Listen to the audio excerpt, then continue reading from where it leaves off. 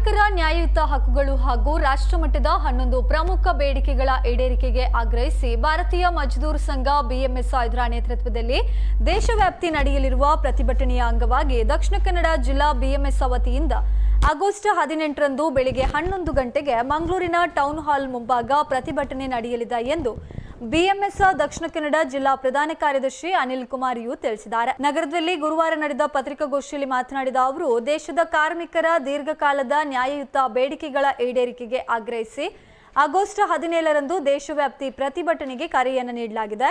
ಆದರೆ ದಕ್ಷಿಣ ಕನ್ನಡ ಜಿಲ್ಲೆಯಲ್ಲಿ ಅಂದು ನಾಗರ ಪಂಚಮಿ ಧಾರ್ಮಿಕ ಆಚರಣೆ ಇರುವ ಹಿನ್ನೆಲೆಯಲ್ಲಿ ಜಿಲ್ಲೆಯ ಪ್ರತಿಭಟನೆಯನ್ನ ಆಗಸ್ಟ್ 18ರಂದು ನಡೆಸಲು ನಿರ್ಧರಿಸಲಾಗಿದೆ ಎಂದು ಹೇಳಿದರು. ಕಾರ್ಮಿಕರಿಗೆ ಸಮರ್ಪಕ ವೇತನ, ಸಾಮಾಜಿಕ ಭದ್ರತೆ, ಪಿಂಚಣಿ, ಉದ್ಯೋಗ ಭದ್ರತೆ, ಗೌರವಯುತ ಜೀವನ ಹಾಗೂ ಉತ್ತಮ ಕೆಲಸದ ಪರಿಸ್ಥಿತಿಗಳನ್ನು ಖಚಿತಪಡಿಸುವಂತಹ ನಿಟ್ಟಿನಲ್ಲಿ ಕೇಂದ್ರ ಸರ್ಕಾರ ತಕ್ಷಣ ಕ್ರಮ ಕೈಗೊಳ್ಳಬೇಕು ಎಂದು ಒತ್ತಾಯಿಸಿದರು. ಇಎಸ್ಐ ವೇತನ ಮಿತಿಯನ್ನ 42,000ಕ್ಕೆ ಹೆಚ್ಚಿಸುವಂತದ್ದು, ಇಪಿಎಸ್ 95 ಕನಿಷ್ಠ ಪಿಂಚಣಿಯನ್ನ 7,500ಕ್ಕೆ ಹೆಚ್ಚಿಸುವಂತದ್ದು, ಇಪಿಎಫ್ ವೇತನ ಮಿತಿಯನ್ನ 30,000ಕ್ಕೆ ಹೆಚ್ಚಿಸುವಂತದ್ದು, ಬೋನಸ್ ಲೆಕ್ಕಾಚಾರದ ವೇತನ ಮಿತಿಯನ್ನ 18,000ಕ್ಕೆ ಹೆಚ್ಚಿಸುವಂತದ್ದು, ಬೋನಸ್ ಅರ್ಹತಾ ವೇತನ ಮಿತಿಯನ್ನ 42,000ಕ್ಕೆ ಹೆಚ್ಚಿಸುವಂತದ್ದು, ಆಶಾ ಹಾಗೂ ಅಂಗನವಾಡಿ ಸೇರಿದಂತೆ ಯೋಜನಾ ನೌಕರರ ಗೌರವಧನ ಹೆಚ್ಚಿಸುವುದು, ಸಮಾನ ಕೆಲಸಕ್ಕೆ ಸಮಾನ ವೇತನ ಜಾರಿಗೊಳಿಸುವುದು, ಶ್ರಮ ಸಂಹಿತೆಗಳಲ್ಲಿ ಅಗತ್ಯ ತಿದ್ದುಪಡಿ ಮಾಡುವಂಥದ್ದು, ಬ್ಯಾಂಕ್ ನೌಕರರಿಗೆ ವಾರದಲ್ಲಿ 5 ದಿನಗಳ ಕೆಲಸ ಜಾರಿಗೊಳಿಸುವಂಥದ್ದು, ಗ್ರ್ಯಾಚ್ಯುಟಿ ಗರಿಷ್ಠ ಮಿತಿಯನ್ನು 40 ಲಕ್ಷಕ್ಕೆ ಹೆಚ್ಚಿಸುವಂಥದ್ದು ಹಾಗೂ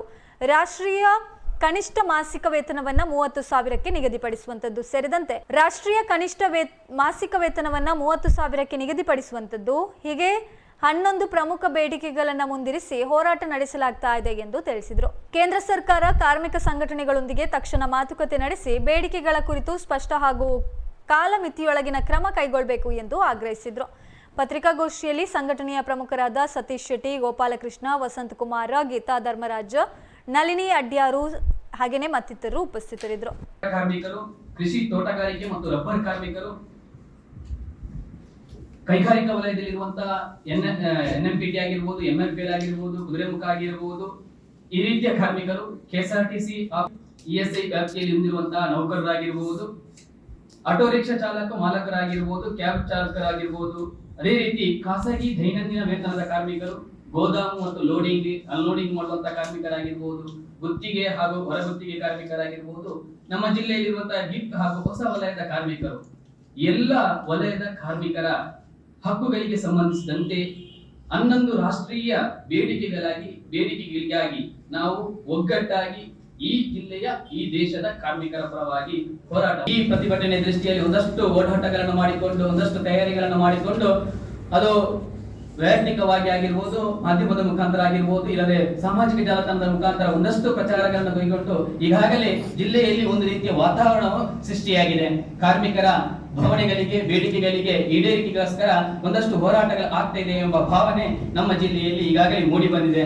ಹಾಗಾಗಿ ಈ ವಿಚಾರವನ್ನು ತಮ್ಮ ಪತ್ರಿಕೆಯ ಮುಖಾಂತರ ತಿಳಿಸುವುದರ ಮುಖಾಂತರ ನಮ್ಮ ಈ ಹೋರಾಟಕ್ಕೆ ತಾವುಗಳು ಕೂಡ ಇಡೀ ಜಿಲ್ಲೆಯಲ್ಲಿ ಈ ವಿಚಾರವನ್ನು ಪ್ರಚಾರ ಮಾಡುವುದರ ಮುಖಾಂತರ ನಮಗೆ ಬೆಂಬಲವಾಗಿ ನಿಂತು ಕಾರ್ಮಿಕರ ಹೋರಾಟದಲ್ಲಿ ನೀವು ಕೂಡ ಧ್ವನಿಯಾಗಬೇಕೆಂಬ ವಿಚಾರವನ್ನು ಮುಂದಿಡುತ್ತಾ, ನಮ್ಮ ಈ ರೀತಿಯ ಚಟುವಟಿಕೆಗೆ ಒಂದು ಉತ್ತಮ ರೀತಿಯ ಸ್ಪಂದನೆ ಇಡೀ ಜಿಲ್ಲೆಯಿಂದ ಸಿಕ್ಕಿದೆ. ಸಾವಿರಾರು ಕಾರ್ಮಿಕರು ಮಂಗಳೂರಿನ ಪ್ರತಿಭಟನೆಯಲ್ಲಿ ಭಾಗವಹಿಸುವ ನಿರೀಕ್ಷೆ ಇದೆ ಬಂಧುಗಳೇ. ಇದು ಕೇವಲ ಭಾರತೀಯ ಮಜ್ದೂರ್ ಸಂಘದ ಕಾರ್ಯಕ್ರಮವಲ್ಲ, ಇದು ಕಾರ್ಮಿಕರ ನ್ಯಾಯಯುತವಾದಂತಹ ಹಕ್ಕುಗಳಿಗಾಗಿ ನಡೆಯುತ್ತಿರುವಂತಹ ಒಂದು ಹೋರಾಟ ಆಗಿದೆ ಬಂಧುಗಳೇ.